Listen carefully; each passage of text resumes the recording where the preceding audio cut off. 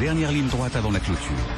Frédéric Rosier est avec nous pour nous accompagner dans cette dernière ligne droite. On est à une grosse demi-heure du fixing de la clôture. Bonjour Frédéric. Bonjour Grégoire. Conseiller chez Mescart Gestion Privée. Bon, séance de reprise. Bon, on note évidemment que le CAC fait 2-3 fois moins bien que les autres indices européens là ce soir. Et pour cause, Sanofi nous coûte très très cher aujourd'hui en termes de points d'indice, puisque c'est vrai que sur les bourses européennes et notamment du sud de l'Europe, on progresse de quasiment 2% et le CAC 40 plus 0,45 avec cette baisse quasiment historique sur Sanofi. Et pour répondre à votre question de tout à l'heure sur est-ce qu'on a déjà vu ça sur Sanofi, on l'a déjà vu. On l'a déjà vu. C'était il y a déjà pas mal de temps, c'était le 21 novembre 2008, 10% de baisse, 10,30 je crois, sachant que le lendemain, on a gagné quasiment entre 14 et 15%. Bon, on était quelques semaines après la faillite de Lehman, effectivement c'était une ambiance de marché bien chabutée aussi à l'époque, mais voilà, c'est-à-dire quand même qu'en 5-6 ans, on a vu 2 fois seulement Sanofi perdre 10% en séance. Effectivement, même en remontant plus de 10 ans, je crois que c'est un mouvement totalement historique, et lorsqu'on regarde la publication du jour, sur les résultats, on n'est pas non plus totalement en décalage sur l'activité en général, avec de belles progressions dans les pays émergents, notamment aux États-Unis, sur l'activité Genzyme. Reste le problème du Lantus, qui représente quand même 20% du chiffre d'affaires, et avec une pression sur les prix, notamment de la part de Novozymes, qui quelque part entraîne une déflation sur le pôle diabète. La question de la gouvernance aussi, on peut la mettre aussi au crédit de cette baisse de 10%. C'est effectivement ça, mais c'est pas d'aujourd'hui. Pour ceux qui connaissent un peu la société, on a 2 pôles, grosso modo, qui s'affrontent. On va dire les historiques, la branche France et la branche, on va dire plutôt anglo-saxonne, qui s'affrontent. Et ça, c'est vrai que ça fait un peu mauvais genre. Donc il va falloir un moment trancher dans le vif. C'est ce qui peut être en train de se passer. Moi, je regarderai surtout, c'est les résultats, et à noter que l'action qui baisse aujourd'hui de 10% sur le Lantus, notamment sur l'information sur le Lantus, c'est vrai que ça va avoir un impact de l'ordre de 400-500 millions sur les bénéfices de l'entreprise, mais à noter qu'on a aussi un chiffre d'affaires qui est à 35% en dollars, et à noter qu'on a quand même une hypersensibilité de la société, des résultats de la société à l'évolution de la parité euro-dollar. Donc voilà, ça va contrebalancer quand même une partie de déflation. On va reparler de ce dossier Sanofi évidemment dans le club de la bourse qui va commencer dans quelques minutes. Merci Frédéric, on vous retrouve dans une demi-heure pour le fixing et la clôture. Frédéric Rosier, conseiller chez Mescart Gestion Privée. À tout de suite. Le fixing en direct comme chaque soir. Frédéric, on vous retrouve. Frédéric Rosier, conseiller chez Mescart Gestion Privée. Frédéric, on le disait évidemment, Sanofi là a focalisé l'attention aujourd'hui. C'est ce qui explique que le CAC ne gagne qu'un maigre 0,5%. 10 milliards évaporés avec la baisse de Sanofi aujourd'hui, donc des marchés qui sont limités dans leur hausse, plus 0,50. A contrario, on a des hausses significatives dans le sud de l'Europe, l'Italie plus de 20, l'Espagne plus de 10 et l'Allemagne plus 1,80. Donc c'est un marché qui consolide un petit peu, mais qui est quand même soumis à des profits warnings, et c'est le cas pour Sanofi. Sanofi, effectivement, la lourde chute du jour, on y reviendra plus en détail après la clôture. Le titre perd pour l'instant plus de 10%, le CAC plus 0,5% au fixing. Avec nos invités en plateau, Christian Cambier, président de Swiss Life Gestion Privée, Fabrice Seyment, président de Lutetia Capital, et par téléphone, c'est Frédéric Rosier qu'on retrouve, conseiller chez Mescart Gestion Privée. Frédéric, j'ai une petite info pour vous. Sur Twitter, on nous a rectifié. Il y a 3 séances à plus de moins 10 pour Sanofi. Je crois que la 3e, c'était le 24 septembre 97, où là, Sanofi avait même perdu 13%, Frédéric. C'est sur les 10 ans, j'ai pas été chercher. Ah bon, pardon, oui. Voilà, sur les 10 ans, donc puisque c'était la question, vous la dernière fois, vous posiez la question de savoir c'était combien de fois on avait baissé de 10%, effectivement, mais ça reste quand même une séance historique. Alors, juste pour vous signaler aussi, sur les 4,7 milliards échangés, un quart du volume est sur Sanofi aujourd'hui. Donc on a échangé plus d'1 milliard d'euros sur le titre, avec plus d'un 10 milliards évaporés dans la nature, sur cette alerte sur sur le Lantus, une sanction qui est assez forte pour le titre. Hein. Lorsque je regarde un peu les différents analystes, je constate que tous sont restés à l'achat et profitent de la baisse pour renforcer leur position. Donc il n'y a pas eu de recommandation clairement à la baisse publiée.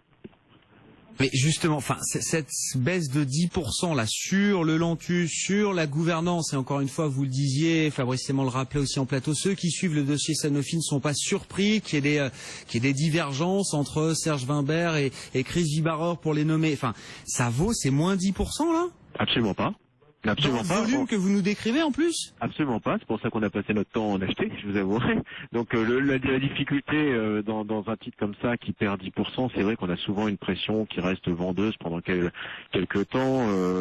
On a eu quand même des résultats dans le secteur qui étaient pas si mauvais que ça, notamment aux États-Unis, donc c'est assez surprenant. C'est un titre qui avait bien résisté, hein. On est passé en territoire négatif aujourd'hui, mais c'est globalement un titre qui était bien orienté. On avait fait un plus haut aux alentours de 90 €. Donc il y a eu clairement des prises de bénéfices et aujourd'hui on est dans un marché où on sanctionne systématiquement dès qu'on a le moindre doute et qu'on fait un profit warning. Christian, on en a déjà parlé tout à l'heure, mais on peut en reparler. Un quart du volume du jour là sur le CAC, donc c'est plus d'1 milliard, lié au seul titre Sanofi, moins 10%. Bon, il y a une activité diabète qui est un peu sous pression, voilà, et il y a des sujets de gouvernance, enfin un président et un DG qui ont du mal à cohabiter. Oui, bon, bah, c'est évidemment absurde. 10 milliards de capis pour deux égaux qui s'entendent, qui sont pas assez égaux. C'est un peu ridicule, mais bon, ça se régularisera et ce sont des prétextes. Je pense que dans ces marchés, il y a toute une série d'opérateurs qui ont intérêt à choisir, il y a une coïncidence, et qui ont intérêt à choisir un moment pour pousser un titre à la hausse ou à la baisse. On le voit tous les jours.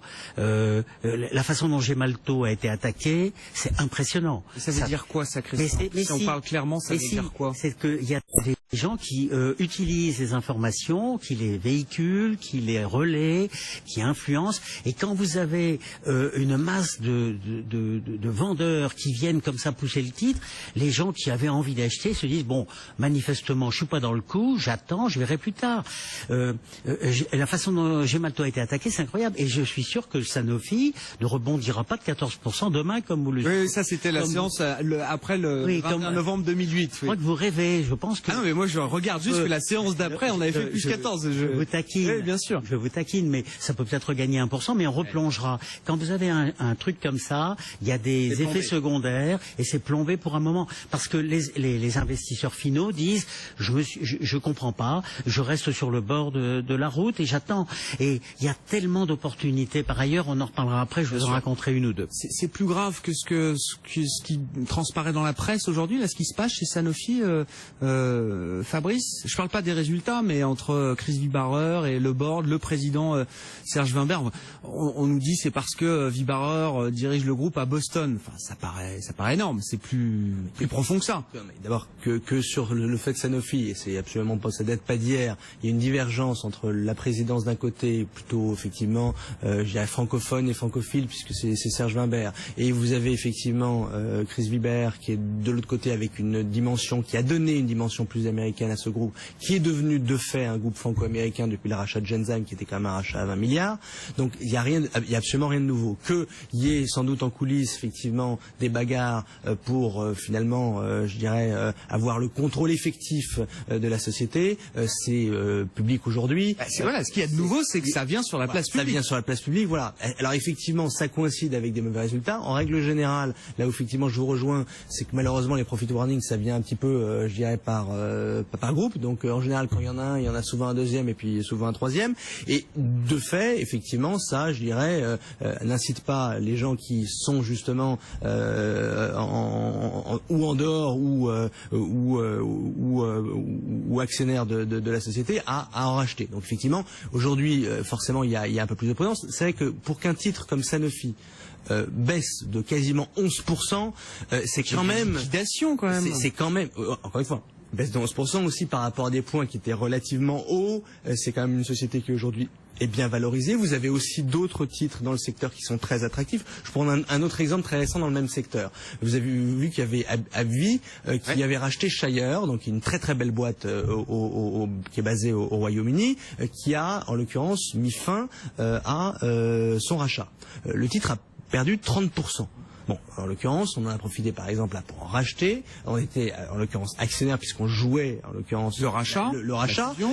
On en a racheté. Aujourd'hui, il a baissé 10% depuis les points bas. Il a publié, Shire a publié il y a quelques jours des résultats qui étaient tout à fait excellents et je dirais qui illustrent le fait qu'il y a, à part des groupes comme Sanofi, qui sont quand même, et c'est pour ça qu'ils ont fait le rachat de Genzyme, globalement des groupes qui sont très globaux mais qui sont pas spécialisés sur des médicaments de niche, qui voient leur franchise historique un petit peu s'éroder parce qu'il y a des nouveaux concurrents et parce que vous avez aussi, je dirais, quelque part, le sujet clé qui est celui des remboursements. C'est vrai en Europe, mais c'est vrai aux États-Unis. L'Obamacare, de ce point de vue-là, fait beaucoup de mal à non seulement des gros groupes pharmaceutiques, mais aussi des petits groupes. Pendant un autre exemple, vous avez Monakea, petite start-up française dont on parle souvent ici, qui a en l'occurrence une superbe technologie et dont les ventes aux États-Unis ont été complètement, je dirais, mis en pause à cause de l'Obamacare. Vous avez effectivement à côté de ces grands groupes, je dirais diversifiés, des groupes qui sont plus spécialisés et qui aujourd'hui peut-être peuvent tirer plus leur épingle du jeu sur une perspective de long terme. Donc aujourd'hui, je pense que les gens vont plutôt regarder Sanofi, sortir des grands labos, des Maslor, vont plutôt regarder effectivement l'avenir. Et est-ce que l'avenir, effectivement, à 12-18 mois, il est plutôt dans Sanofi ou il est plutôt dans des groupes comme Shire? C'est effectivement une question qui se pose. Et de ce point de vue-là, là où je vous rejoins complètement, c'est vrai qu'on a, et c'est probablement un tort, mais c'est pas seulement le fait des hedge funds, c'est aussi le fait effectivement des gérants. Maintenant, on est dans la culture de l'immédiateté. C'est vrai, dans les marchés, mais c'est vrai aussi dans la vie. La gestion indicielle aussi. Oui, bien sûr. Le marché a évolué. Les ETF. Frédéric, juste un mot encore sur Sanofi, comme ça on aura fait le tour du sujet en quelques minutes. Chris Wibarer, il le dit lui-même dans sa lettre, si on change de DG, grosso modo si je pars, c'est pas bon pour les actionnaires. Enfin c'est vrai, le point de vue de l'investisseur là-dessus, on sait que vous aimez bien investir aussi sur des hommes, des managements. Wibarer, c'est c'est ce que vous achetez aussi quand vous achetez du Sanofi. Oui, tout à fait. C'est une stratégie qui a été efficace. C'est vrai qu'on était assez dubitatif au moment du rachat de Genzyme, tout simplement parce que le prix nous semblait à l'époque excessif.